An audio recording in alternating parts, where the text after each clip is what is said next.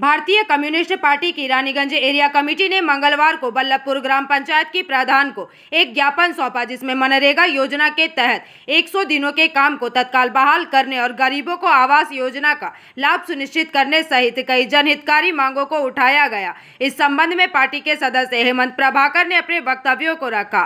वहीं सीपीएम के नेता मलयकांति मंडल ने आरोप लगाते हुए अपनी बातें रखी। माकपा नेताओं का कहना है कि मनरेगा के तहत काम बंद होने के कारण बेरोजगारी और गरीबी बढ़ने पर चिंता व्यक्त की है। कई गरीब परिवारों को अभी भी आवास योजना के तहत घर नहीं मिला है और कई लोग तिरपाल जैसी बुनियादी सुविधाओं के बिना कच्चे घरों में रह रहे हैं। घर घर पेयजल पाइपलाइन बिछाने का काम अधूरा पड़ा है, जिससे क्षेत्र के लोगों को स्वच्छ पेयजल नहीं मिल पा रहा है। मेदिनीपुर रोड की खराब स्थिति को ठीक कराने की मांग की गई है। साथ ही इलाके की नालियों की सफाई और मरम्मत की भी मांग की गई है। खासकर बल्लभपुर रेल गेट से शमशान घाट तक के रास्ते की मरम्मत की मांग की गई है, जो कि बहुत खराब स्थिति में है। इतना ही नहीं, हेमंत प्रभाकर ने मुख्यमंत्री ममता बनर्जी और प्रधानमंत्री नरेंद्र मोदी के बीच सेटिंग का भी आरोप लगाया है। बता दें कि प्रधान को ज्ञापन सौंपने के दौरान पार्टी की ओर से हेमंत प्रभाकर, मलयकांति मंडल सहित कई अन्य कार्यकर्ता मौजूद रहे। वहीं इन मांगों को लेकर जब पंचायत प्रधान से पूछा गया तो उन्होंने इस विषय में अपनी बातों को रखा।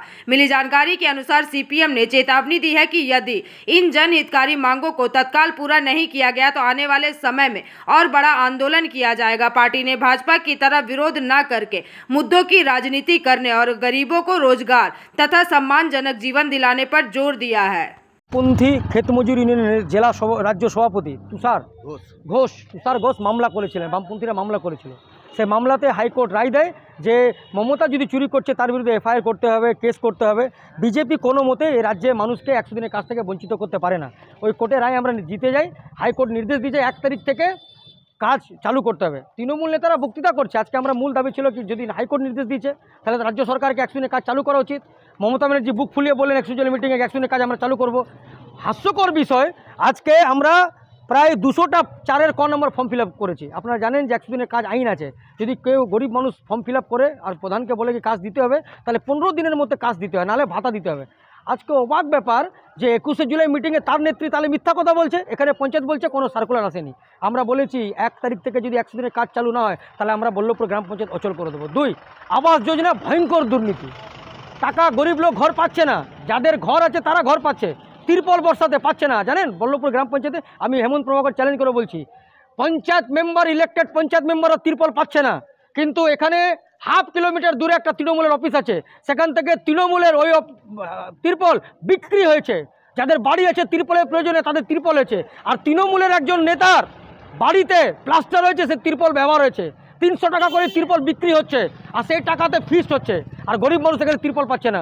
আমরা অ্যাপ্লিকেশন করব, ভিডিওকে জানিয়েছি, তা সত্ত্বেও তিরপল থেকে বঞ্চিত হচ্ছে। আমাদের দাবি তিরপল দিতে হবে। আবাস যোজনার তালিকা 2019 থেকে মোদি দিদি, এই মিথ্যা কথা যদি বলা হয় না তাহলে মেডেল পাবে মোদি আর দিদি। আর এই দুজনের সেটিং আছে। এই দিদি যখন মোদিকে বলে তো মোদি বলছে সুতেদা চাদারিয়া তানকে, আর দিদি বলছে টুট যায় মোদিজি পালং সাগওয়ানকে। এই সেটিং আছে। আমরা বলেছি যে এই রাস্তা বলুন কি রাস্তাটা করে দিল। যদি বর্ষা ছিল জানিস না, এই রাস্তাটা সাহেবগঞ্জ মোড় থেকে সার্ভিস রোড করে দিল। আমরা রাস্তা কবে হবে? এখন ওনারা আশ্বাসন দিয়েছেন যে রাস্তা পুজোর আগে চালু হবে। এটা একটা সদর্থক উত্তর পাওয়া গেছে। আর আবাস যোজনা, তিরপল, এই বিষয়ে কোনো সদর্থক পাওয়া যায়নি। মূল কথা, মুখ্যমন্ত্রী মিথ্যা কথা বলছেন না গ্রাম পঞ্চায়েতের প্রধানগুলো মিথ্যা কথা বলছে। হাইকোর্টের নির্দেশ 100 দিনের কাজ চালু করতে হবে। বামপন্থীরা কেস করেছিল, নির্বাচিত হয়েছে। আমরা বলছি কে কেস করলো, কে করলো না, কে জিতলো, কে হারলো, এটা বড় কথা নয়। বড় কথা মানুষের কাজ পেতে হবে, মানুষের কাঁচা ঘর পাকা করতে হবে, মানুষকে বর্ষায় তিরপল পেতে হবে, রাস্তা মেরামতি করতে হবে। এই দাবি নিয়ে আমরা বলবো রাজনীতি ছাড়ুন, মানুষের উন্নয়নের জন্য কাজ করুন। আমরা বিরোধী হিসাবে আমরা বিজেপির মতো বিরোধিতা করি না। আমরা যদি গরিব লোক দুটো পয়সা পায় তার জন্য আমরা রাজনীতি করব।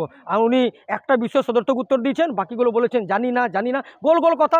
প্রধান ভালো, ওনার তো রিমোট কন্ট্রোল অন্য জায়গায় অন্য একজন চালায়। তাহলে আমি বলছি প্রধান আপনি প্রধানের কাজ করুন, আপনি অনেক ভালো কাজও করেন, তার জন্য আমরা ভালো বলি। কিন্তু যদি খারাপ কাজ করেন তার বিরোধিতা হবো, চুরি কাটমানিতে তা আমরা সমর্থন করব না। এইটা নিয়ে আমরা আজকে পঞ্চায়েত প্রধানের কাছে আমরা এসেছিলাম। ধন্যবাদ।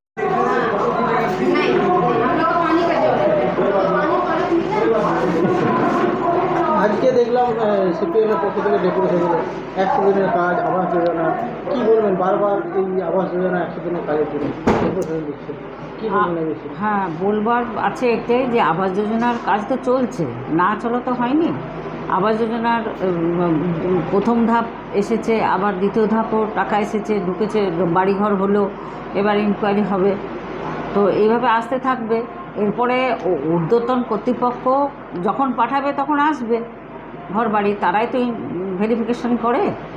এটা তো পঞ্চায়েতের হাতে তো কিছু নেই।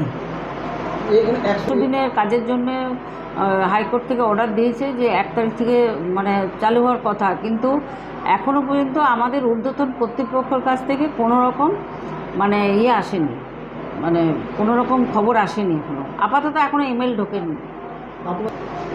মানে যেগুলো পঞ্চায়েতের কাজ হয়, এই ড্রেন পরিষ্কার, নানা রকম সংস্কার, তো সেইগুলো আমরা ওই যারা 100 দিনের কাজের মানুষজনকে নিয়েই মানে এই কাজগুলো করানো হয়। আচ্ছা, সংকট আমরা চেষ্টাও চালিয়ে যাই, পিএইচইকে ফোন করছি, সেখান থেকে লোক আসছে, দেখছে। জলের মানে প্রবলেমটা লেগেই থাকছে। তো এইবার দেখি সোলার কলও অনেক জায়গায় লাগিয়েছি, সোলার কল তো ব্যবস্থা করা হয়েছে। জলের প্রবলেম, গাড়িও গোটা গরমকালটা মানে জলের গাড়ি দিয়েছিলাম, অনেক জলের গাড়ি। হ্যাঁ, তো পাইপলাইনের ব্যবস্থা করা হচ্ছে না। আমরা আসলে ওই কাজটা এমন পজিশনে এসে শেষ হলো, তারপরে বর্ষা নেমে গেছে, তো বর্ষার জন্য পিচ দেওয়া সম্ভব হচ্ছে না। ঠিক আছে, ওইটা মানে যেটা আমি জানতে পারলাম যে বর্ষার জন্য পিচটা দেওয়া সম্ভব নয়, বর্ষাটা পেরিয়ে গেলে তারপরে পিচটা দেওয়া হবে। কিন্তু এই যে সোমবারের যে ইয়েটা যাচ্ছে, তার জন্য ডোজার চালানো হয়েছিল। এবার যদি পাথরটা না বসে কী করবো? প্রচুর দেওয়া হচ্ছে, প্রচুর পরিমাণে তিরপল। যদি দেওয়া হচ্ছে না তাহলে আমাদের শেষ হচ্ছে কোথার থেকে? তিরপল যদি দেওয়া হচ্ছে না তাহলে শেষ হচ্ছে কেন? আমরা তো উপরে জানাচ্ছি, চিঠি করছি, তিরপল আসছে, সবাইকে দিচ্ছি। প্রত্যেক সদস্যদেরকেও তিরপল ভাগ করে দেওয়া হচ্ছে, আবার বাইরে থেকেও অনেক মানে প্রচুর লোকজনকে তিরপল দেওয়া হচ্ছে।